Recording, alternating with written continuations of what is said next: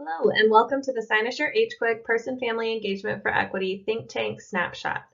I'm Lindsay Galley, Vice President of Programs for PFCC Partners, and this month we talked all about workforce training for race, ethnicity, and language data collection. This month we talked all about data collection training, and that is the Patient-Family Engagement for Equity metric number 7. In order to meet this metric, hospital provides workforce training regarding the collection of self-reported, very important, patient demographic data. To kick off our conversation, we did a quick poll to assess what the most effective way to provide staff training for patient self-reported race, ethnicity, and language data collection would be. As you can see from the graph, scripts and online modules were the most selected and most effective way to provide staff training for patient self-reported real data collection. Tools and job aids came in a close second, and then we had a few other options shared as well. The other examples that were shared was one from Rebecca at Indiana Hospital Association, who shared an example from a hospital who is working on sepsis, and they give feedback on missing data for the categories to registrars, which helps them identify gaps and train the registrars on why we need this information to better serve populations. Jackie, an improvement advisor with Cynosure HQIC, shared that a hospital she was working with used role-playing for handoffs with patient-family advisors, which is another great source for workforce training for this self-reported race, ethnicity, and language data collection, is utilizing patient-family advisors as part of that training. We also wanted to learn what training does the hospital staff currently go through. Some of the hospitals had different experiences and weren't sure who was training what hospital staff on what information. So they really use this as a learning opportunity to take back to their hospitals and learn more and see where the self-reported race, ethnicity, and language data collection training can be fit in.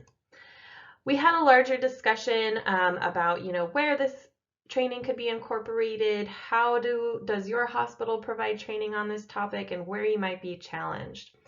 Gloria Barth from Harrison County Hospital in Indiana shared in the chat, this might be different, but we formed a team to improve on social determinants of health and found that our registration department has come on board and helping improve and reduce inaccuracies in the registration process. So we are working on new scripts for this department. So we had a great discussion about how self-reported race, ethnicity, and language data collection can also be tied in to the new scripts for that department. Christy Esposito from Parkland Hospital shared that they are creating a system for capturing self-reported data that is being rolled out later this year.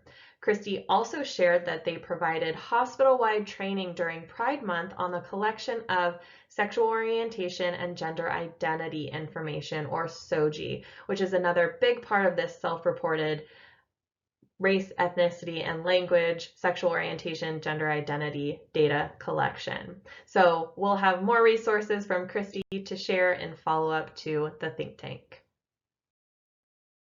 In follow-up to this month's think tank, we also have the self-reported Real SOGI script.